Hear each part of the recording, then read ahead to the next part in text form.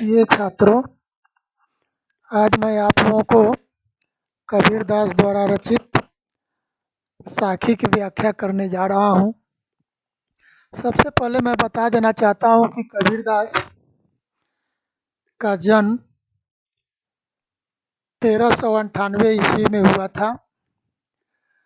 ऐसा माना जाता है कि उनका जन्म एक विधवा ब्राह्मणी के गर्भ से हुआ था। इनकी शिक्षा विधिवत रूप से नहीं हुई थी। इन्होंने खुद अपने विषय में लिखा है कि मसी कागज छुओ नहीं, कलम गही नहीं हाथ। अर्थात इन्होंने कलम, कागज और रोशनाई, इंक कभी छुआ तक नहीं। अर्थात इन्होंने घूमने के क्रम में जहाँ जो कुछ देखा उसे उसी प्रकार से लिख दिया। इनका पालन पोषण एक जुलाहे के घर में हुआ था। जुलाहा का नाम नीरू था और उसकी पत्नी का नाम नीमा था। उन दोनों ने कबीरदास का पालन पोषण किया। कबीरदास की शादी भी हुई। उनके 2 बच्चे हुए, एक बेटा जिसका नाम कमाल, एक बेटी जिसका नाम कमाली। कबीरदास हमेशा समाज में फैले अंधविश्वास, बाहरी आडंबर, जाति भेद, सांप्रदायिकता, मूर्ति पूजा, छुआछूत आदि पर करारा चोट किया करते थे। इनकी रचनाएं 3 रूपों में संकलित हैं: साखी, सबद, रामायणी। कबीरदास निर्गुण ब्रह्म की उपासना करते थे। वे प्रभु राम को निराकार मानते थे और उन्होंने जमकर हमारे हिंदू समाज में, मुसलमान समाज में जो कुरीतियाँ फैली हुई हैं, जो अंधविश्वास फैला हुआ है, जो पाखंड है, आडंबर है, मूर्ति पूजा है, उन सबों का जमकर विरोध किया। इस साखी में हम लोग देखेंगे कि वे किस प्रकार से ईश्वर प्राप्ति के बारे में अपना विचार रखते हैं, किस प्रकार से ईश्वर से विमुख होने पर हमारी दशा होती है। इन सब पर उन्होंने वृहत रूप से चर्चा की है। पहले दोहा में हम लोग देखेंगे क्या उन्होंने लिखा है। तो हम लोग पहले दोहा में देखेंगे, पीछे लागा जाई था लोक वेद के साथी, आगे थे सतगुरु मिलिया दीपक दिया हाथी। कबीरदास कहते हैं कि पीछे लागा जाई था। पीछे लाग कर जाने का मतलब है अनुकरण करना, फॉलो करना। लोक वेद के साथी, संसार में जो लोक वेद के आधार पर जो परंपराएं प्रचलित हैं, उन परंपराओं का पालन करते हुए मैं भी अपने जीवन पथ पर आगे बढ़ रहा था। मैं भी अपने जीवन पथ पर आगे बढ़ रहा था।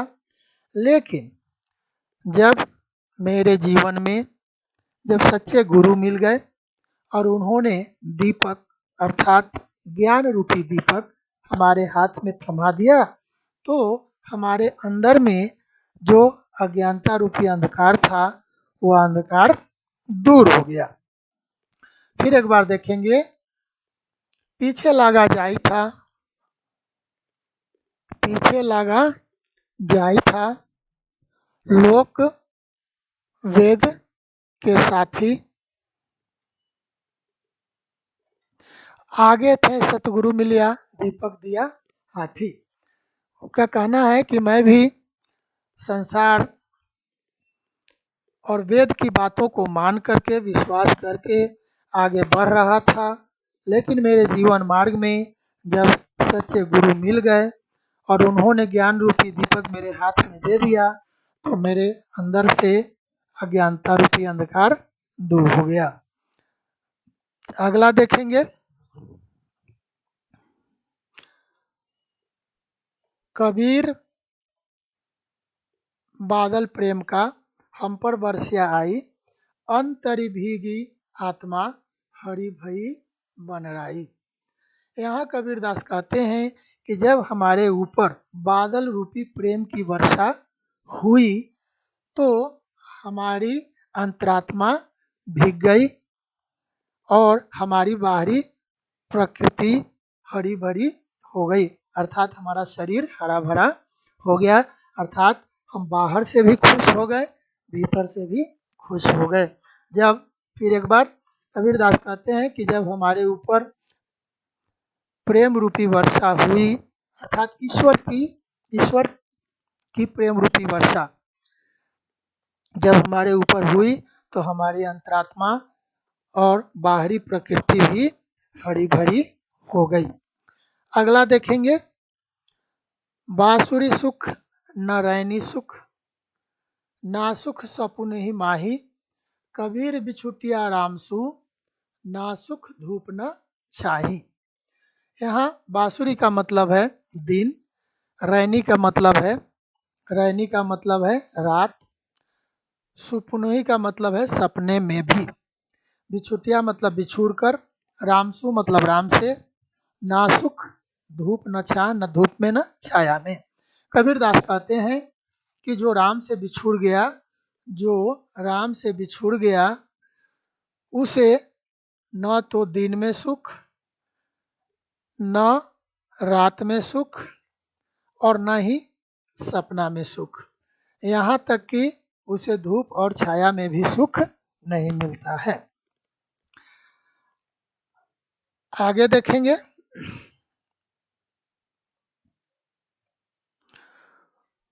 मुआ पीछे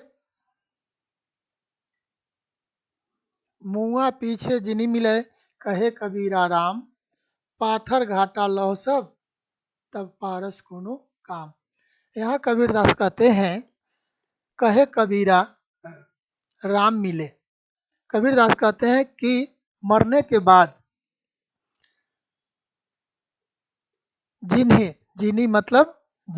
मरने के बाद जिन्हें राम मिले तो क्या फायदा, मरने के बाद जब राम अर्थात ईश्वर मिले तो क्या फायदा। उदाहरण दे रहे हैं कि पाथर घाटा लौ सब, पारस कोनो काम। आप सभी जानते हैं कि पारस नाम का एक पत्थर होता है जिसके स्पर्श में यदि लोहा आता है तो लोहा भी सोना बन जाता है। तो यहाँ कबीरदास का कहने का मतलब है कि पत्थर पर लोहा को घिसते घिसते यदि लोहा ही समाप्त हो जाए और तब हमें पारस पत्थर की प्राप्ति हो तो पारस पत्थर किस काम का।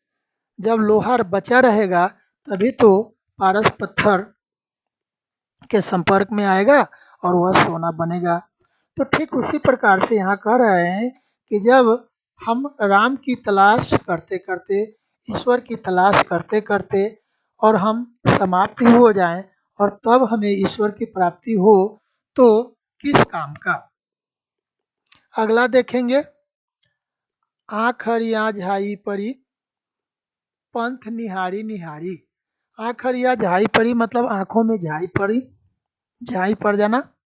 पंथ निहारी निहारी मतलब रास्ता देखते देखते, बाट जोते जोते, अर्थात प्रतीक्षा करते करते, इंतजार करते करते, जी भरिया छाला पड़या, राम पुकारी पुकारी, और जीभ में छाला पड़ गया, राम को पुकारते पुकारते। कबीरदास यहाँ कहते हैं कि हमारी आंखों में झाई पड़ गई प्रतीक्षा करते करते, हमारी जीभ में छाला पड़ गया राम को पुकारते पुकारते, फिर भी हमें राम नहीं मिले। आगे देखेंगे।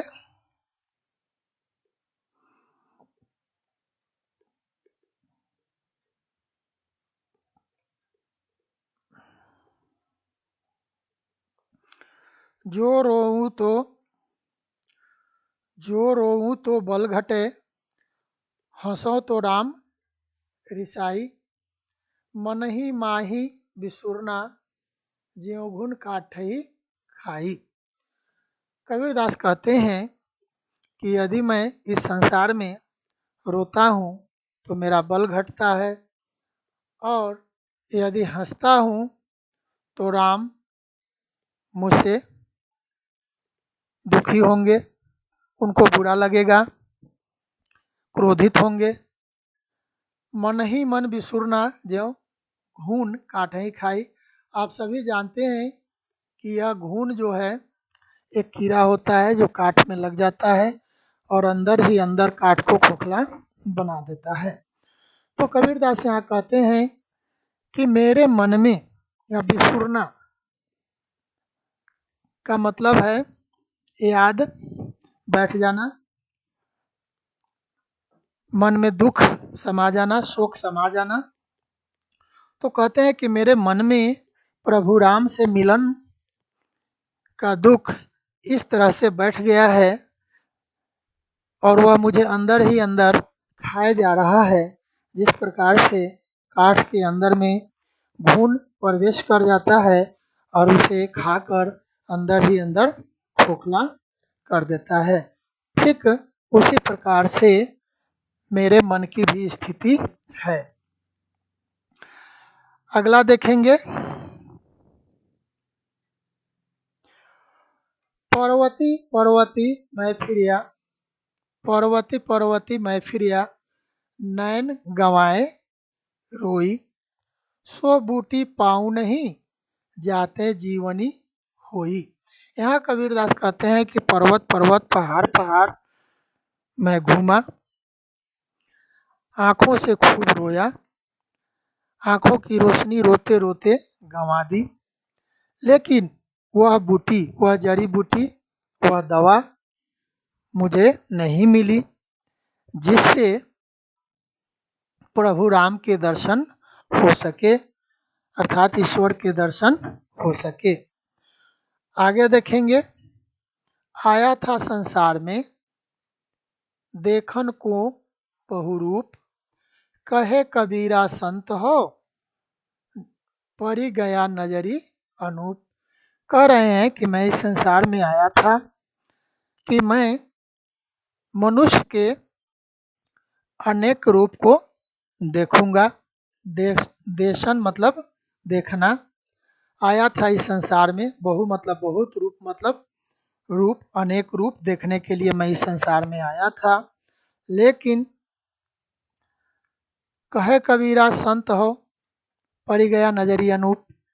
लेकिन जब मेरा मन संत हो गया, अर्थात मैंने संत प्रवृत्ति अपना ली, तो पड़ी गया नजरी अनूप। अनूप यहाँ ईश्वर से इसका मतलब है। तो मुझे ईश्वर के दर्शन हो गए। कहने का मतलब यह है कि कबीरदास कहते हैं कि संसार में मैं आया था, मनुष्य का अनेक रूप धारण करके जीऊंगा, संसारिक सुख सुविधा का भोग करूंगा। लेकिन जब मैं यहाँ आया और संत हो गया तो मुझे ईश्वर के दर्शन हो गए। आगे वाला देखेंगे।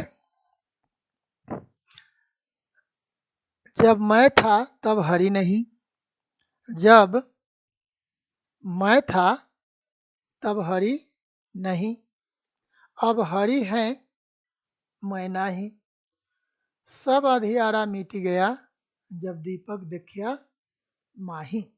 यहाँ कबीरदास कहते हैं कि जब मैं था यहाँ मैं का मतलब है गर्व से, घमंड से, तब हरि नहीं। जब हमारी अंतरात्मा में घमंड होता है, हमारे अंदर में अहंकार होता है, गर्व होता है, तो हमारे अंदर में ईश्वर का निवास नहीं हो सकता। अब हरि हैं, हरि मतलब ईश्वर, अब हरि अर्थात भगवान हमारे हृदय में हैं, तो मैं नहीं, तो घमंड नहीं। कहने का मतलब है कि एक ही आदमी में ईश्वरत्व और घमंड दोनों नहीं हो सकता है। जब उसके अंदर में ईश्वरत्व की प्राप्ति हो जाएगी तो उसके अंदर में घमंड नाम की कोई चीज़ नहीं रहेगी, और जब तक उसके अंदर में घमंड नाम की चीज़ रहेगी तब तक उसके अंदर में ईश्वरत्व नाम की कोई चीज़ नहीं रहेगी। सब अंधियारा मिट गया जब दीपक देखा माही। कबीरदास का यहाँ कहना है कि जब मेरे अंदर में ज्ञान रूपी दीपक का प्रवेश हो गया तो सारा अंधकार मिट गया, अर्थात उनका हृदय पवित्र हो गया, उनके अंदर में किसी प्रकार की अज्ञानता नहीं रह गई। आगे वाला देखेंगे।